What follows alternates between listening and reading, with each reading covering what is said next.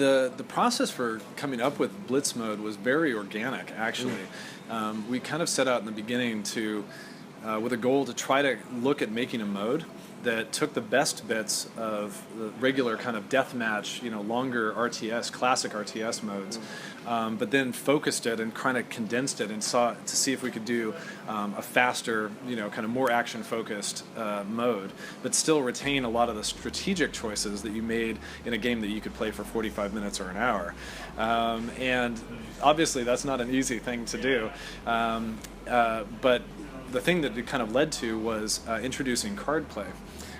Because you don't have buildings, because you're not building up your resource strategy in the same way that you do in Deathmatch, for example, we translated all of the units, all the leader powers into cards that you can then customize your deck to kind of specialize your particular strategy before the match even starts. So some of that strategy gets built in before you dive in.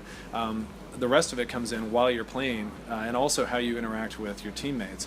So even though you're not kind of running around and managing your resource and base building in the same way, there's still a lot of really important, meaningful strategic choices that you have to make, but just in a faster format.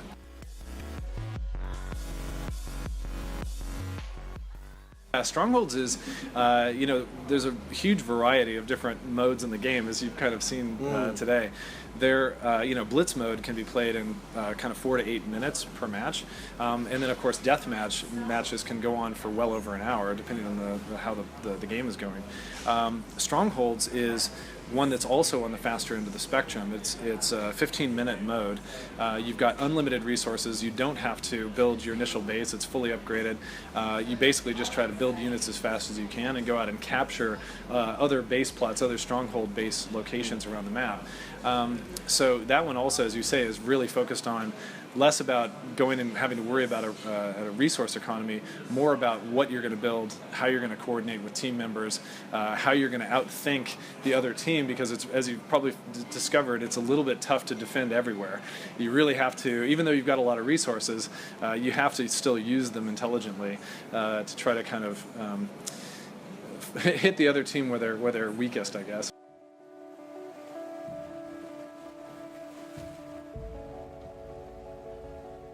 It's both, actually, yeah. So when you're playing Blitz mode, obviously you want to try to collect as many cards as you can. Firstly, to just unlock all the cards, all the base cards. But then, once you do have cards unlocked, if you get any duplicate cards, those will incrementally power up and level up the cards that you have. So just like in Deathmatch, for example, if you protect your units, they will gain veterancy over time and get a little bit stronger, a little bit faster. The same thing is true in Blitz, where the more copies of a given card you have, it will help kind of power up the base cards that you have. But you can earn cards just by playing Blitz. You can get card packs just for playing that mode. If you complete the campaign all throughout, you're getting packs for doing that. And there's also daily and weekly challenges where you can earn more packs.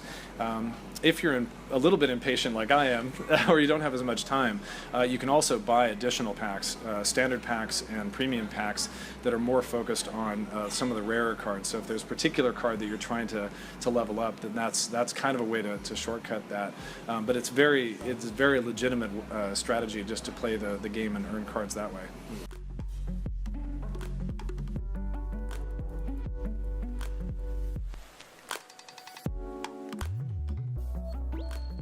There's always pressure being a first-party title, particularly being a Halo title. I mean, one of the things that I love about Halo is we have some of the most passionate fans in the world. Halo Wars 2 has been the most requested game after Halo Wars came out. At 343, it's constantly been at the top of fans' list in terms of a game that we wanted to do. And now that we found really a perfect partner with Creative Assembly, I think it's going to be the game that everybody has been waiting for.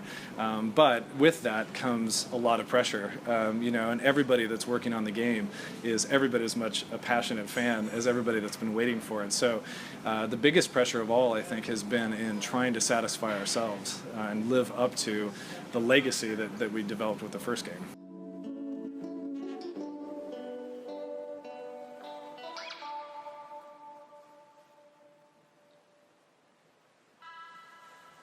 the bottom line, I guess the simplest way to say it is that the experience on both platforms is very much the same. If you're playing on console, you're playing on PC, you really have the same game experience. That said, especially on PC, we're very excited to be on Windows 10, especially as a fan of RTS. Everybody wants to be able to play it on PC, which is great. On that platform, we've really taken advantage of the things that are most important. Obviously, keyboard and mouse support makes a big difference. All of the hardware advantages that you get, 4K video support looks really amazing. But you can also switch back and forth quite easily. If you're playing campaign on PC, for example, and want to jump over to console, all of your progress is going to be there.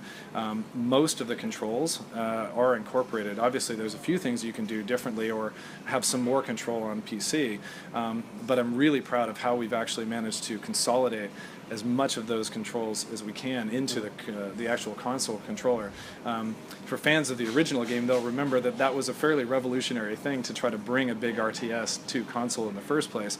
And one of our biggest challenges this time has been to not only preserve the controls that we had initially, but then to layer on a bunch of new features and new things to do on the controller. So, it's very accessible to pick up and learn and to play at a basic level.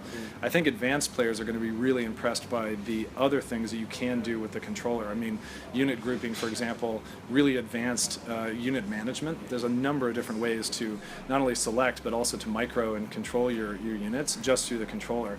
I've actually seen some PC players use the controller on PC. So if there was ever a vote of confidence, I suppose, to the fact that it really is very viable to play in an advanced way on the console, it's got to be that.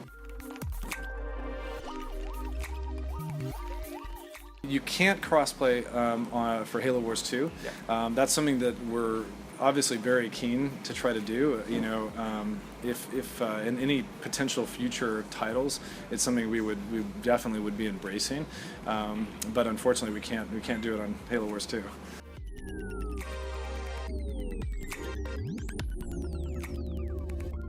Yeah, it absolutely is. It's kind of an interesting thing because one of the driving kind of forces in design was to obviously make modes that were competitive or were appealing from a competitive standpoint and a traditional RTS standpoint, but also new modes that I think were going to be particularly well suited to that.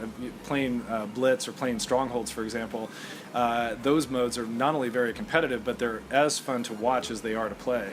And I think that's something that is a real opportunity for esports. Obviously, 343 has quite a legacy of having great esports competition and support. That's something we would love to do, but it's ultimately going to be down to the community. It's got to be, for it to be a meaningful competition, I think it's really got to be an organic process. It's really got to come from players telling us and saying, you know what, I really want to play Blitz competitively, or I really want to have big epic team deathmatch matches.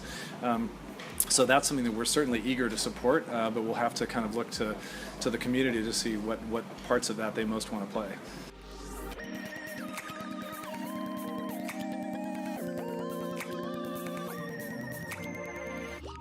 Oh, always. One of the biggest challenges with developing a game like this is that you can always design 300% of the game that you can make in the time that you have. I'm really happy that the stuff that was the most important, that was the most interesting, that was the most innovative is in the game. And one thing that's less obvious, I think, though, too, is that we have some very, very, as I was saying, very passionate fans of the first game, and including ourselves. And one of the things that we were very conscious of from a design standpoint was, as we were adding new things or considering new features, new modes, we were constantly weighing that against the original game and making sure that we weren't messing with what made the original game great. It's not always a particularly sexy thing to talk about, but I think if you pick up and play Halo Wars 2, fans of the original game will see that same DNA running through this game, and that was a very conscious choice. As we add new units, new modes, new leader powers, new ways to play, that none of those things were getting in the way of preserving what made the first game really enjoyable and exciting to play.